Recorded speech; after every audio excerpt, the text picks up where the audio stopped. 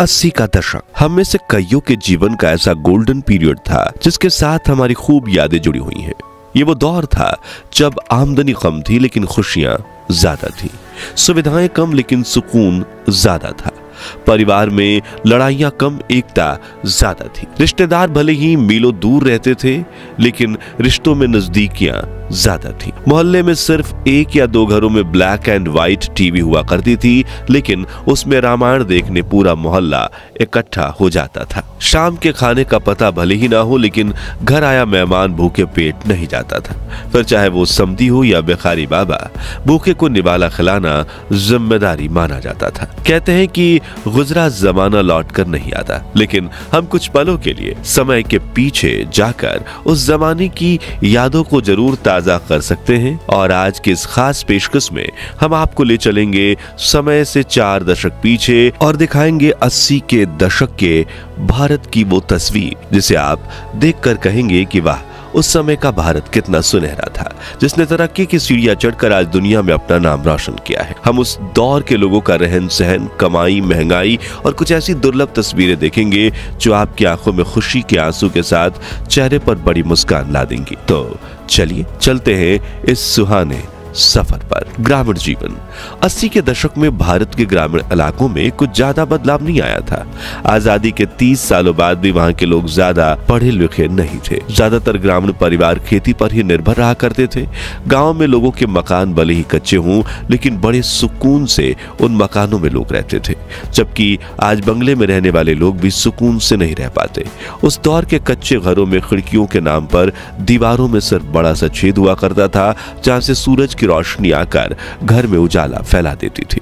ग्रामीण बाजारों में लोग छोटी सी दुकान खोल लेते थे जिसमें रोजाना कुछ 20 से 30 रुपयों का व्यापार हो जाता था। जिसके पास दुकान का किराया भरने की सुविधा नहीं होती, वो अपने शरीर पर ही सामान लटका कर एक चलती फिरती दुकान बन जाते थे। ग्रामीण इलाकों में बिजली होना तो एक सपने जैसा होता था। गांव के चौराहे पर एक स्ट्रीट लाइट लगाना भी पंचायत की बड़ी उपलब्धि माना जाता था। हर तरफ कच्ची सड़कें हुआ करती थी जिन पर साइकिल, बैलगाड़ी, तांगा चलाना भी एक अनोखी कला थी। इन कच्ची सड़कों की वजह से लोग बारिश में काफी परेशान होते थे। उस समय लोगों में अपनापन था और भाईचारा भी बहुत ज्यादा हुआ करता था। लालच नाम की चीज तो हुआ ही नहीं करती थी।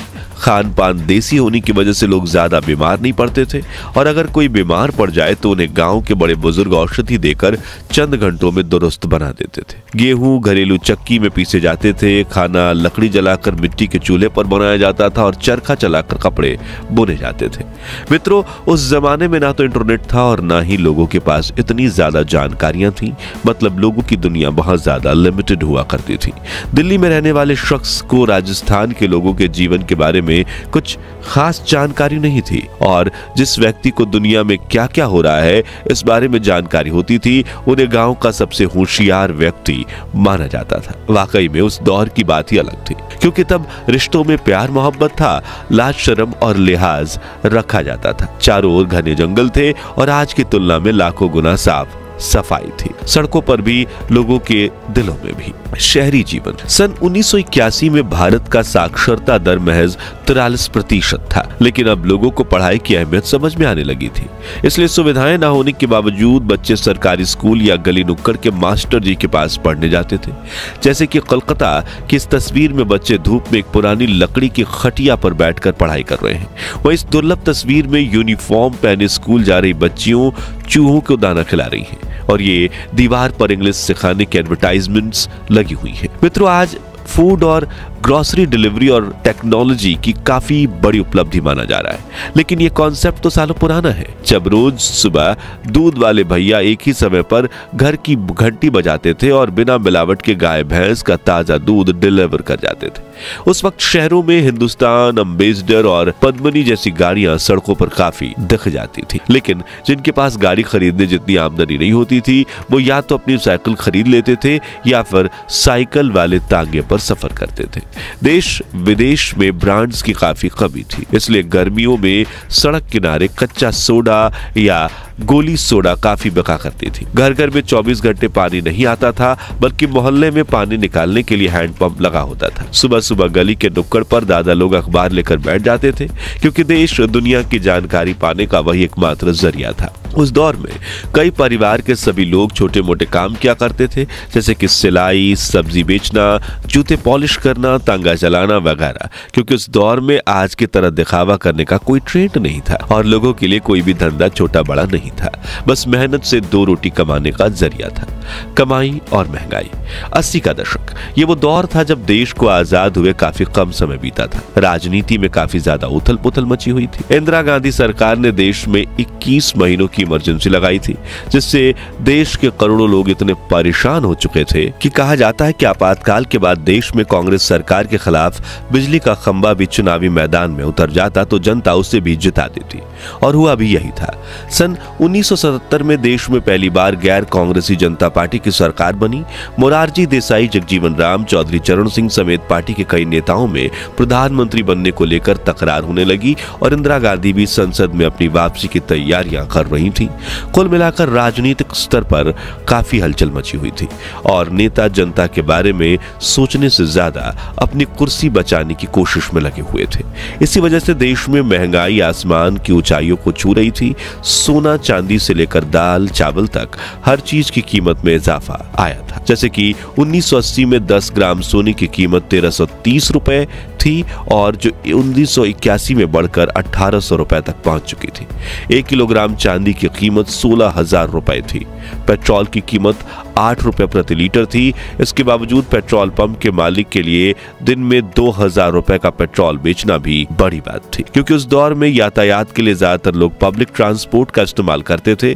छोटी दूरी के लिए साइकिल और तांगे की सवारी की जाती थी और 1-2 गली आगे जाने के लिए तो लोग पैदल ही अपनी 11 नंबर की बस में सवार होकर निकल पड़ते थे। उस दौर में अनाज की कीमतें भी आज के मुकाबले काफी कम थी। 1980 के दशक में 1 लीटर दूध 8 रुपए, 1 किलो चावल 1 रुपए, 1 किलो मूंग दाल 2 रुपए, 1 क्विंटल गेहूं 142 रुपए और 1 किलो शक्कर 5 रुपए में मिल जाती थी।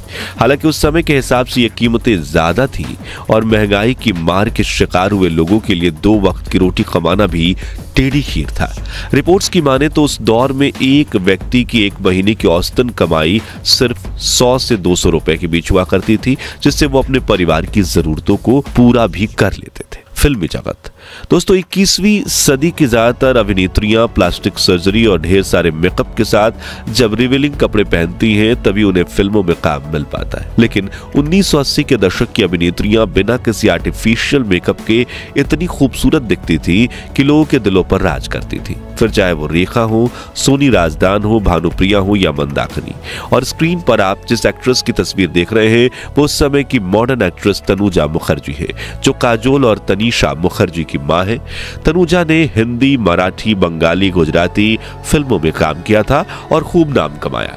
उस दौर में भारत में धीरे धीरे पश्चिमी सभ्यता को अपनाने की शुरुआत हुई थी, जिसे सबसे पहले अपनाया था फिल्मी जगत के अदाकाराओं ने। जैसे कि यहाँ प्रेमा नारायण की दुर्लभ तस्वीर है, जिन्होंने 1971 में मिस वर्ल्ड कंपटीशन में इंडिया को रिप्रेजेंट किया था। वहीं 80 के दशक में अभिनेत्रियों की तरह हिंदी फिल्म इंडस्ट्री के अभिनेता भी विश्व स्तर पर काफी प्रचलित होने लगे थे और स्क्रीन पर आप धर्मेंद्र पाजी, हेमा मालिनी और निरूपा की फिल्म मां की शूटिंग के दौरान खींची गई कुछ दुर्लभ तस्वीरें देख रहे हैं। इस फिल्म में इन्होंने असल में बाघ और शेर के साथ शूटिंग की थी। अंतर्राष्ट्रीय स्तर पर भारत की ताकत। 1971 में बांग्लादेश लिबरेशन वॉर चल रही थी। तभी ईस्ट पाकिस्तान के हजारों लोग पाकिस्तानी सेना के कहर से बचते बचाते कलकत्ता भाग आए और ये रेयर फोटोज उन रिफ्यूजी कैंप्स में खींची गई जिन्हें भारत सरकार ने शरणार्थियों को शरण देने के लिए बनाया था। ईस्ट पाकिस्तान में जनता पर हो रहे जुर्म में दुर्गा और आयरन लेडी कही जाने वाली भारत की प्रधानमंत्री इंदिरा गांधी देख नहीं पाई और उन्होंने भारतीय सेना को बांग्लादेश को आजादी दिलवाने का आदेश दिया। और आपको यह जानकर हैरानी होगी कि भारतीय सेना ने न सिर्फ बांग्लादेश को आजादी दिलवाई बल्कि उन्होंने 93,000 पाकिस्तानी सैनिकों को सरेंडर करवाकर पाकिस्तान को घुटनों पर ला दिया। दोस्तों, इराक के तानाशाह सद्दाम हुसैन, जिन्होंने 1990 में गल्फ वॉर में अमेरिका समेत 35 देशों को चुनौती दी थी, वो जब इराक के उपराष्ट्रपति थे तभी उन्होंने भारत का दौरा किया था। और स्क्रीन पर आप साल 1974 की उस रेयर फुटेज को देख रहे हो जिसमें प्रधानमंत्री इंदिरा गांधी एयरपोर्ट पर सद्दाम हुसैन का स्वागत करने पहुंची थी। दोनों लीडर्स के साथ तस्वीर खिंचवाई थी, जिसके बाद भारतीय सेना ने सद्दाम हुसैन का स्वागत किया था। इसके अलावा 18 मई 1974 के दिन पोखरण में न्यूक्लियर टेस्ट करके भारत दुनिया के उन शक्तिशाली देशों की सूची में शामिल हो गया था जिसके पास परमाणु शक्ति थी। कुल मिलाकर 1980 के दशक में भारत ने काफी उतार चढ़ाव देखे, लेकिन ये वही दौर था जब हमारे देश ने एक ताकतवर राष्ट्र के रूप में विश्व स्तर पर पहचान कमाई और एक पिछड़े हुए राष्ट्र के बजाय एक विकसित देश के रूप में आगे बढ़ना शुरू किया। तो दोस्तों, पिछले 40 साल में भले ही देश की कायापलट हो गई हो, लेकिन हमारा भारत महान था, महान है और महान रहेगा। इसलिए कमेंट बॉक्स में जय हिंद जय भारत जरूर लिखिए और अपने बचपन की खूबसूरत यादों को भी हमारे YouTube परिवार के अपने अन्य सदस्यों के साथ शेयर कीजिए। और ये वीडियो अच्छा लगा हो तो इसे लाइक और शेयर करके 21,000 लाइक्स के लक्ष्य को हासिल करने में हमारी मदद कीजिए। और इस सीरीज के अगले पार्ट के लिए चैनल को सब्सक्राइब करके पास वाली घंटी जरूर बजा दीजिए। धन्यवाद।